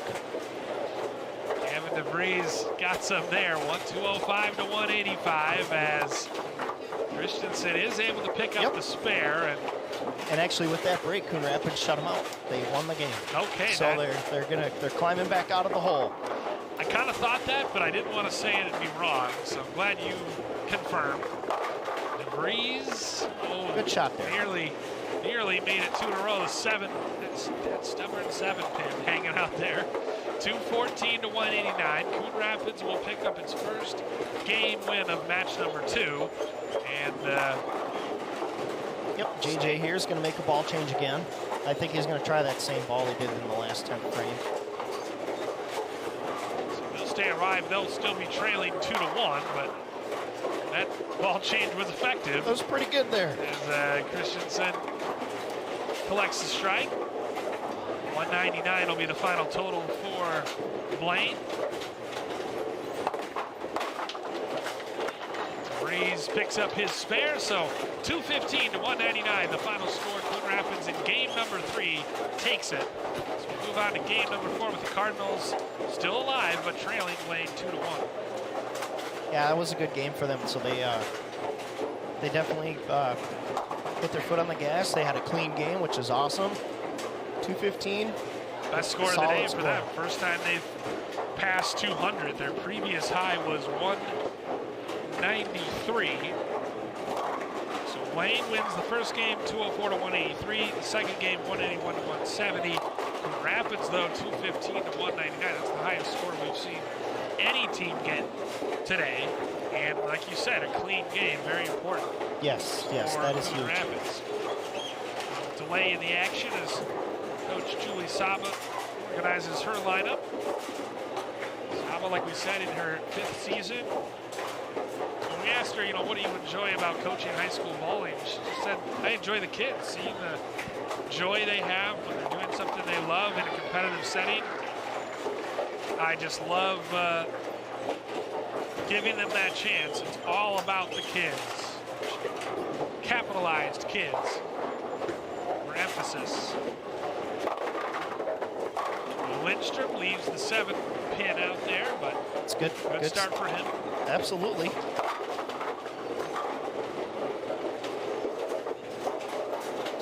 Yeah, it seems like that lane 6 is really becoming an issue. It's kind of the term that they're looking at right now. It's over under, so that the ball doesn't get close enough to the gutter, it just skids. And if it gets too close to the gutter, it just overhooks. So it's getting a little tricky out there for the kids. Meanwhile, how about Anoka? Absolutely on fire. They are going to beat St. Francis 228 to 137. 228 is a heck of a team score. That's very good. So meanwhile, on lanes 5 and 6, that Fable can't pick up the spare. And we'll see if either team does any kind of lineup rotation. Caleb Olson. Well, actually, it looks like the strike. We got Blaine here. Looks like they did a little bit of a line change, or lineup change. Okay. Looks like they went back to the lineup as games 1 and 2. Which makes sense. I mean, 204 in game 1. I mean, nothing bad about the 199. They still put up a heck of a score. It's just Coon Rapids was a little more focused. Good start for them, though. They lead it 30-8. It was interesting seeing Jaden Cox look down. Looked like he stuck. He went into a slide. He might have, just his balance might have been different, or he caught a little residue there on his shoe, but still got through it. Still got the strike. Still picked up the strike. Looks like Bagley is going to make a ball change. He's going to something a little bit weaker. And it was a good move. It was. Second straight strike for the Cardinals. Can they force, well, I don't even want to say force a decisive game 5, because they're going to bowl a game 5. They are, Can they stay alive and take the match? Caleb Lindstrom. The dreaded 7-10-9 split. 6. You were close. 6-0. That depth perception again. Well, that happens. And then to make this one, he's going to have to take that 6 See, here's pin. the thing, John. I'm getting these things wrong, so you look like even more of a bowling expert than you already are. It's all part of the broadcast strategy. It's a little inside baseball for the folks at home. 48-38. As Nikolai Hirosaki. This is going to be a nice, bright, shining, great shot, I would think, from him right now. The way he's been throwing the ball today. Yep, gets a little bit of luck. Still has the 4-2 out there. But yeah, he has.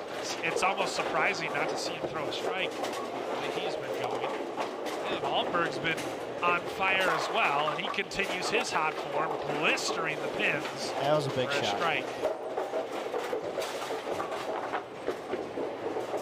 Does anyone ever say rolling the rock? Because that seems like the thing to say in bowling. Yep, that's it is very common to hear that. Okay. Nikolai is rolling the rock pretty well today. Picks up the spare to give Coon Rapids a lead, 66-58.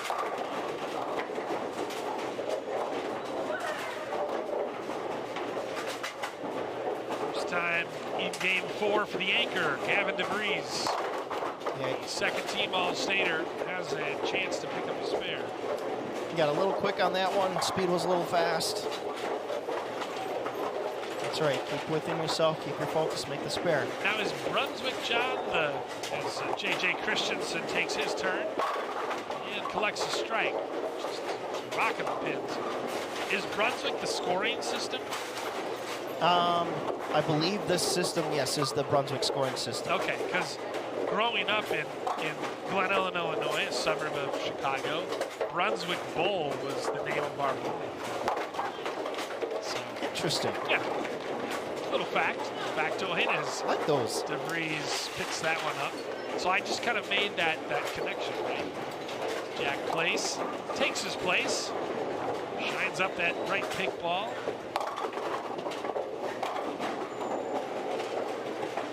I would love to see some of these young bowlers, blow on their fingers like Western gunslinger style before they bowl too. Oh, There's a shot. A little bit of a luck to knock down the 7, but that strike counts just the same. As Fable tries to answer, and he can't quite get it. The 10 pin hanging out there. Messenger went right in front of it. That was a good quality shot, though. Gotta stay with it. Gotta make this spare. Yep. Keep your team in it. Yeah, important spare coming up as Blaine has a turkey going right now. Fable does Good it. job. So Good focus, good concentration. 3 straight spares following 2 straight strikes for Coon Rapids. And just kind of keeping pace with the Bengals, trying to stay alive in this match. They could really put some heat here on Coon Rapids if he gets this one. Yeah, he does. Our first ham bone of the day. We got a John ham Pryor. bone. We got a ham We got bone. one. Call up Hormel. We've got a ham bone. Jaden Cox, the picture of focus as he tries to answer. And There we does go. a Good shot. much-needed strike Got for it. Jaden Cox. Jaden Keeps Cox, going. incidentally, also the name of a gold medal Olympic wrestler that I know. Really? Yes, wrestled at Missouri. Okay. Was a multiple-time All-American and became an Olympic gold medalist. Uh-oh. The last game. Oh, that's unfortunate. What happened there? We, as Matt Bagley went up to bowl here, there was so many balls on the ball return that one had kind of spit out and hit the approach just as Matt was in his delivery, and that big thump might have cost him his concentration there, which is an unfortunate break. Yeah. The way he turned around, he was kind of disgusted of what happened. It's an unfortunate break. The 10-pin's still out there. He still managed to put a good effort forward. Caleb Lindstrom, though, gets that 8-pin to fall. Another strike. He's bowled 3 straight strikes. He got a Yahtzee now. Bagley. Good spare. And it's just to pick up the spare. I've never heard of that happening. Yeah, Yahtzee, 5 straight strikes. Okay. Learning something new. 168 to 143. Blaine really hot in this game. Yeah, they're rolling pretty well here. It's not quite a clean 5 straight strikes and 6 of the last 7 frames with a strike. Not quite a clean game, but pretty close. Masaki, another strike. He's got a hot hand today, which is great. Sure does. Good sportsmanship from Braden Alberg there. Rapids, 4 strikes of their own. Just a couple spares, maybe the difference. So Alberg tries to make it 6 straight, and he does. We got kids bowling here, but they do call that a 6-pack. well, that's referring to abs, right? Yeah, that's what I was. Yeah, that's what it is. Yeah. Throwing rocks here. That's what Blaine's doing right now. Rapids with an uphill climb, 198 to 163, and that's nothing to do with how the Cardinals are bowling. That's everything to do with how Blaine's. Yeah. Blaine's been bowling great. Every ball's been in the pocket. Great quality shots. Nothing bad at Coon Rapids. They're doing what they can to stay in the game. Blaine's got a hot hand right now. What's 7 straight strikes? We'll call that a 7-bag. Lucky number 7 right there as Christensen gesturing to his teammates celebrating. This will be the high team score of the day. DeVries manages to pick up his spare, but it's not nearly going to be enough. 7 straight strikes for Blaine. They're going to win this one going away and take the match in the process. Yeah, they hit the button on the cruise control. They're just cruising on by. But you know they know that he wants to pick up 2 more strikes if he can help it. Yes. Throwing rocks indeed. That's And he another trips the strike. 4. 8-bagger. Yep. Blaine kids loving it right now. That's a great shot. Good response though from DeVries. Try to keep that team average up. So Another solid game. I mean, 193 is a very good game. not at all. Yeah, absolutely. And yet it's not going to be nearly enough. Blaine with 248. I don't think I've ever seen 7 straight strikes. We'll call this the magic 8 ball if they can make it 8. Actually, and they can. For 9. 9-bagger. That is a 9-bagger. So they already had the magic 8 ball. Think of what the 9 straight should be. But Blaine wins going away, and they take the match. Still have game number 5 left. But Blaine, how about that? 258 to 193. 9 straight strikes on lane number 5 for the Bengals. Coon Rapids fall to 0-2 in these matches, but again, they, you look at their scores, 183, 170, 215 though, and 193. So they've put up some good numbers, but they just ran into a buzzsaw here with Blaine. They definitely did. Game number 4. So the 5th and final game, with the match already decided, starts off with Fable leaving the 3-pin.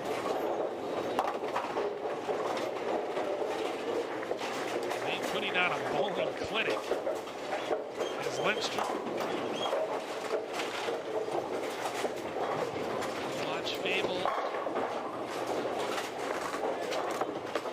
Can't finish the spare there. See if the lineup shuffles. I don't know why you change a thing after the Bengals, unless you wanted to get a kid another turn. Looks like actually just been handed the sheet here. The Blaine is going to keep the same lineup. They're not changing a thing. 258. Why would you change the thing? I'm on the same page as you are on that one. 9 straight strikes dating back to game number 4.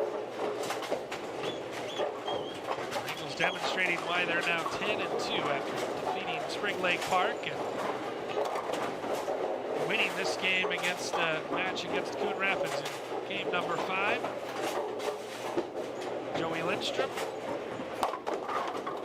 can't make it 10 in a row. So the 9 straight. I'd have a hard time believing that'll be matched today. Yeah, that was pretty awesome to see. Impressive showing as Lindstrom switches to a white rock. And just a note for the people that are watching, usually on the second ball, if the kids, right-handers, if they leave that 10 pin, the one in the right corner, what they do is they actually switch, or in this case, the spare on the left side here, they switch to a plastic ball. In other words, the cover of the ball is resisting the lane, so that way the ball, as it goes down the lane, it's going to not hook it. Pretty much very, very minimal, so that way they're relying on the ability to throw the ball straight right at the pin to take the lane play, or to take the lane out of play. So just in a straight line, just to pick up the spare. So it's very common for these kids to switch to a spare ball, and even the modern game as well. Spare balls are very, very common. Okay, James Cox in the 2-hole again. Another strike. He's looked really good recently. Hopefully he can get a spark to his teammates here. Still finish in style. You know, we had each of these kids fill out questionnaires going into this game. Coach DeVries super helpful with supplying information. And notice that for the Cardinals, every single kid said their favorite professional bowler was Jason Belmonte. So yeah, he's that. I don't know anything about him, but he's quite the icon. He's actually the. A lot of people are saying that he was a bowler that revolutionized the game to make it two-handed, because Jason Belmonte is a two-handed bowler, thumbless. Okay. Just like Olsen right here. Exactly, and saying that he's flat out good is an understatement. Well, I would hope he's so. Pretty awesome, and he's from Australia. Oh, nice. That's a great shot there. Good release. Great shot indeed by Matt Fagel. Bagley's strike makes it 2 straight for the Cardinals, who won the last game against Andover 185-166, and I think they'd love to, even though the match has been decided, they'd love to get a game back against Blaine. I agree. Caleb Lindstrom continues his hot hand. He's been throwing the ball very well today. Yeah. Sure has. Just so nonchalant about that, throwing rocks as he is. Speaking of throwing rocks, this guy has as well, Nikolai. We got ourselves a turkey. Gobble, gobble. I think we know what that It's sets. Thanksgiving here in Coon Rapids. It is. Raylan Alberg with some meat on the bone. You're at Classic Bowl at Coon Rapids. Bill Hupp, Irondale head coach, and Twin Cities Bowling Hall of Famer John Cryer. Although he's heard enough of your 2.5 men jokes to last a lifetime. I love that show, so I'm all for it. John Cryer's not half the actor is not half the bowler you are. You're the bowling John Cryer. As Alberg picks up his spare. It's probably the only thing I got over him. You're also probably a little taller than he is, too. I'll take it.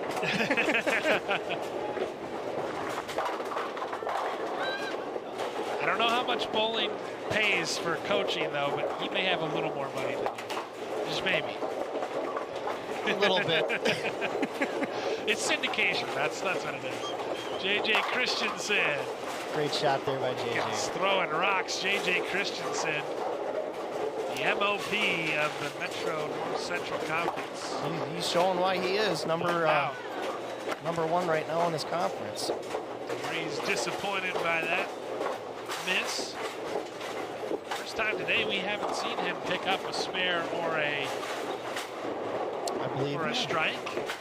Or he had that split that first match. Yeah. That really goofy one. That Baby split. Yes. I don't even remember if it was a baby split. It's the only split reference I can think of off the top of my head. So We're going with. I think we're going with it. No one's gonna check the replay. It's Jack Place.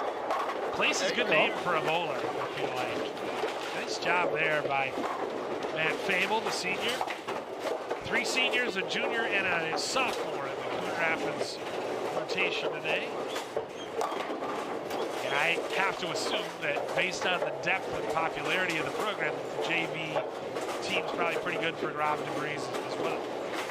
Yeah, he's been a tremendous coach. He really spends as much time as he can with all his kids. Yeah, he giving seems tips, coaches. super devoted to his kids. As Place picks up his spare. DeBreeze, the long time. Hey, he's such a bowling advocate as well. Such a champion for the sport. He is, yes. We bowled in the league for many, many, many years over at the Mermaid in Mounds View. I've had the liberty of knowing Rob for about 20 years now. Just an unbelievably awesome gentleman. Oh, Jaden Cox, the dreaded 7-10 split. This is the ultimate splits of bowling here. Why not? Let's see him end his day on a pickup. Let's see him pick this up. That would be tremendous, or will it be a washout? As I continue to... This one would be a split. Well, if he leaves the 7 or the 10 standing, hopefully he can pick up the split, but it's always difficult. And he leaves both standing. 122 to 119 our scores. We enter the home stretch of game number 5. Blaine has taken 3 of the first 4 games. Thanks to guys like this, Caleb Lindstrom. Solid shot again. Another solid strike. He's had 4 straight strikes, has Lindstrom. I'd be remiss, John, before we go, if I didn't ask you how your team's doing this year. How are the Knights? We're doing good. We're kind of in a rebuild mode. We lost 4 seniors on the team last year, so this year it's been going well. Right now our record is 7-1. I believe our team average is right around 170 in our conference. We're leading our conference right now by 2 matches, 7-1. I guess our second place is 5-3. But I got some great up-and-coming kids that are overperforming my expectations that I figured from them. So the best is yet to come, huh? I think so. Okay, great. And I got my anchor bowler this year. He's a sophomore, and I don't think I've ever met a kid that loves to bowl more than this kid. Yeah. If he could live in a bowling center, I think he would. But drag him off the lanes, huh? Yeah. But yeah, we got our match tomorrow at Flaherty's out in Arden Hills. So we'll see if we can keep on the winning streak. Get the pizza there. It's real good. Oh, you are not kidding about that. After you recommended it, as Braden Alberg picks up another strike. After last year, after you recommended it, I've been there 3 times since, bowled and eaten pizza, and it is tremendous. Now that you got me on the subject, I think I'm going to have to bring one home after my match tomorrow. Why not, right? Nico Hirmasaki, the sophomore, continues his terrific rolling. 141, 169 to 141. Kevin DeVries anchoring, and Nice Andy mixer. on a nice one with the strike. Score is a little lower in this game. They really put their foot on the gas in game 4. J.J. Christensen answers with a strike of his own. And a ham bone. Ham bone for Blaine. It's amazing what they can do in that back half, that second rotation in a game. It really puts the pressure on the opponent.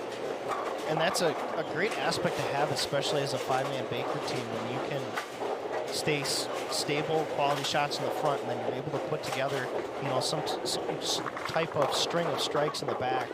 It can that can really get into your opponent's mind and make them press a little harder when you can be that solid like that.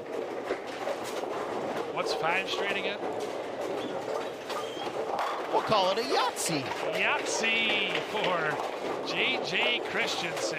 Just as I said, their score wasn't all that impressive. Up to 219.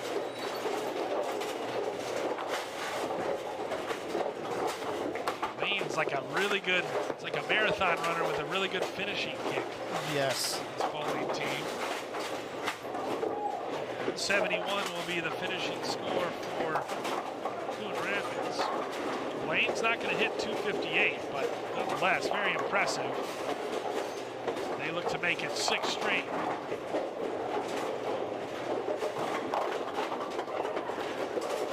One Very pin close. hanging out there, J.J. Christensen. But that's plenty for Blaine to take the 5th game, 228 to 171, and take the match 4-1. As you see the final scores there, Blaine just getting better and better, 258 and 228 to finish it between these two Metro North Central Conference rivals. So, John, thanks again for joining us. Well, Second thanks. annual bowling broadcast, and we hope to do it again in the future. Thank you very much, Bill, for having me on. I had a blast. Yeah, we did as well. As you take a look at upcoming coverage tonight, I'll be doing sidelines for Blaine, Coon Rapids, Joe and Howie up in the booth. And then final regular season game on the road at Farmington a week from today. I'd like to thank director Neil Hennon and my broadcast partner John Cryer, the Hall of Famer and Irondale head coach. For everyone in our terrific CTN crew, I'm Bill Hupp saying good afternoon from Classic Bowl in Coon Rapids. Cardinals fall to Andover 3-2, and to Blaine 4-1. Thanks for watching this exclusive presentation of Coon Rapids High School Athletics on CTN.